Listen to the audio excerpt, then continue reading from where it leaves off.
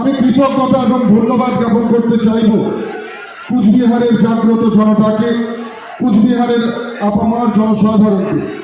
যেভাবে আপনারা 2019 থেকে শুরু করে 2021 এবং গত পঞ্চায়েত নির্বাচনে যেভাবে আপনারা দুহাত ভরে আপনাদের অকৃপণ আশীর্বাদ, ভালোবাসা এবং আপনাদের যে সহযোগিতা আমাদের সঙ্গে করেছে, আমি সেই কারণে আপনাদেরকে কৃতজ্ঞতা এবং ধন্যবাদ জ্ঞাপন করছি।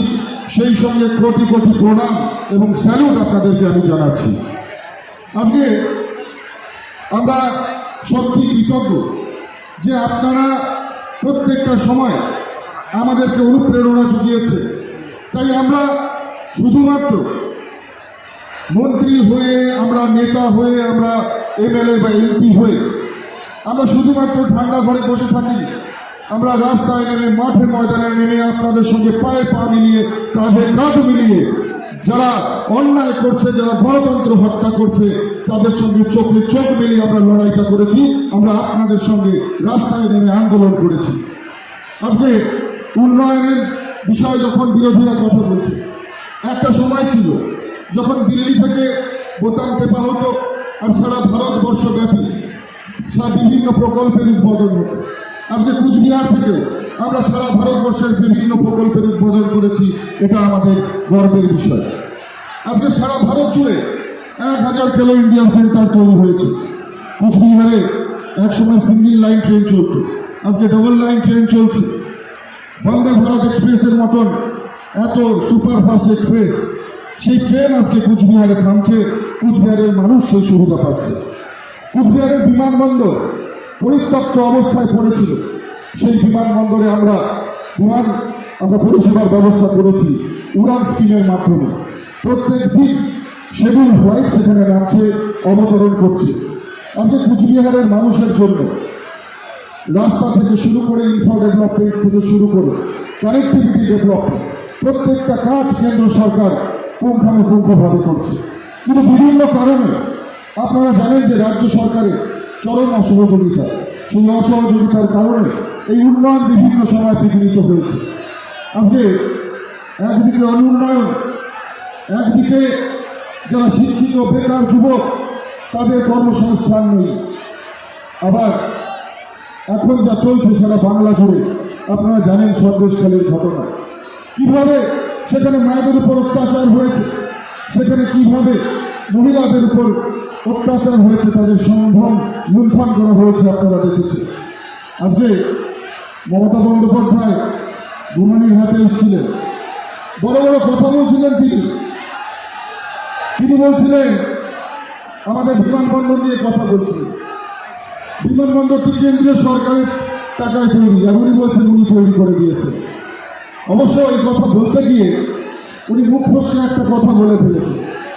উনি বলছেন আমাদের এই বিমান যেটা আছে এটা নিয়ে কথা বলেছিলেন যে সিঙ্গেল ইঞ্জিন নাকি ভালো না। নিশ্চয়ই ওনার কথা ঠিক, তবে বিমানের সিঙ্গেল ইঞ্জিন ভালো কিনা জানি না। রাজ্যের সিঙ্গেল ইঞ্জিন ভালো নয়, রাজ্যের ডাবল ইঞ্জিনের দরকার রয়েছে। পশ্চিমবঙ্গে ভারতীয় জনতা পার্টির সরকারের দরকার রয়েছে। আজকে উনি বড় বড় কথা বলছে,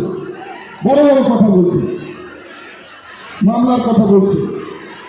সব মিথ্যে মামলা যা দিয়েছে সেটা আমরা নিশ্চিতভাবে এপিডেভিটের মাধ্যমে জানিয়েছি।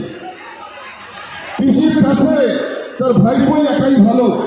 কুচবিহারের মতন প্রত্যন্ত জায়গা থেকে উঠে গিয়ে রাজবংশী ঘরের কোনো ছেলে দিল্লিতে গিয়ে সেখানে বসবেন, মোদিজির হাতকে শক্ত করবেন, এটা পিসিমণির সহ্য হয় না। তাই এখানে এসে উল্টো পাল্টা কথা বলে মানুষের মধ্যে বিভ্রান্তি ছড়ানোর চেষ্টা করছে। আমি শুধু এতটুকুই বলবো, আমি কারোর চর্চা করবার জন্য বক্তব্য রাখবো না, শুধু এতটুকুই বলবো যে আপনারা যেভাবে আশীর্বাদ করেছিলেন, আপনাদের অকৃপণ আশীর্বাদ, আপনাদের শুভাশীর্বাদ আবারও আমরা চাইতে এসেছি। কি ভেবেন তো আপনাদের আশীর্বাদ? দুহাত তুলে বলুন আপনাদের আশীর্বাদ করবেন তো? আপনারা দুহাত তুলে বলুন এবার 400 বার করবেন, করবো তো আমরা? দুহাত তুলে বলুন আমরা এবার 400 বার করবো তো? এইবার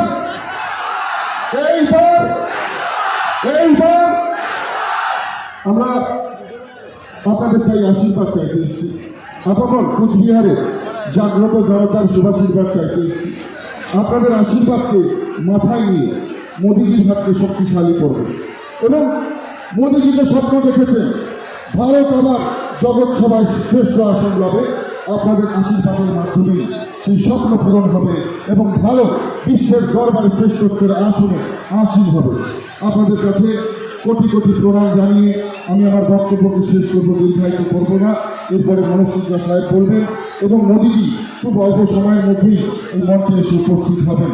আপনাদের অকৃপণ শুভাশীর্বাদ, ভালোবাসা আপনাদের